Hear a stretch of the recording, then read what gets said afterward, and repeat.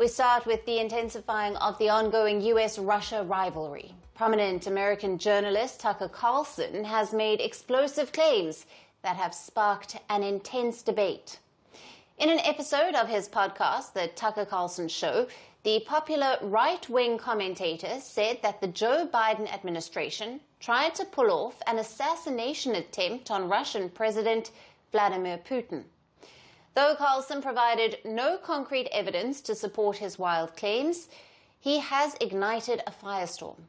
Responding to his claims, the Kremlin emphasized that the Russian president is well protected from potential threats. The Kremlin spokesperson, Dmitry Peskov, said, and I quote, "The Russian special services are constantly taking all necessary measures to ensure public safety and, of course, the safety of those who are under state protection. This concerns first and foremost the head of state," unquote. During former US President Joe Biden's term, Russia launched a full-scale invasion of Ukraine in 2022. The war has since grown and turned into a global geopolitical conflict. Under Biden, the United States provided tens of billions of dollars in military and humanitarian aid to Ukraine.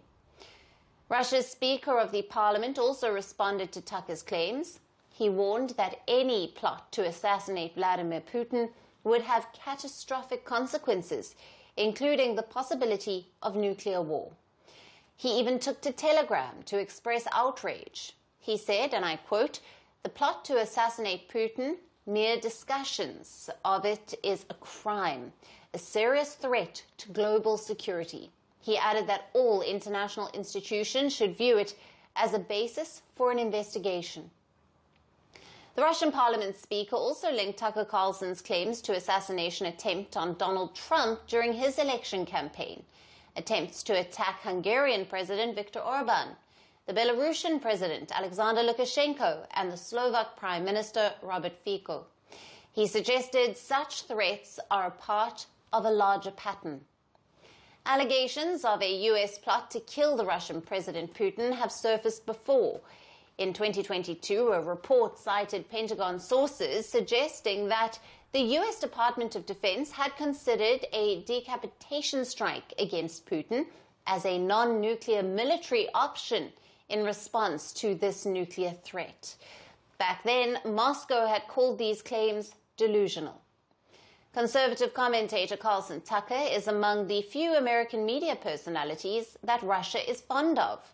Carlson has frequently echoed Kremlin talking points about Ukraine, claiming that the country is not a democracy.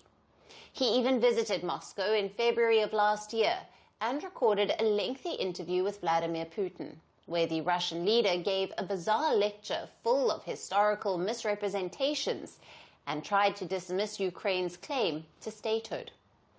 While Tucker Carlson has a long history of floating baseless conspiracies, including dangerous falsehoods about COVID vaccines, for now, controversy surrounding his claims on an attempt to assassinate Vladimir Putin is gathering steam. From breaking news to the day's biggest controversies, shedding light on the world's top headlines, detailed analysis on the stories that matter the most to you. Catch it all on Spotlight at 6 p.m. India time and 12:30 GMT, only on Firstpost. We're calling the show Vantage. We hope you like what we put together for you. Touted as the minimum defense from that video. India's neighbors were the first to send the special edition of Vantage live from the White House throughout the week. Hindu Mandir in we're on our way to Tel Aviv. Pretty measure, but it's also the perfect way to drive. I don't think that Prime Minister of Bhutan, Sheryl Tagwe. Welcome to 60% of the world's office. Prime Minister Modi did the iron. We were actually How are you doing? How do you like? It's been 1 year since that meeting. Iron bars separate you from the outside. Out the vote effort. Trump had, it says, and at $4.3 trillion. 300 billion by 2030. That's what we need to tackle climate change.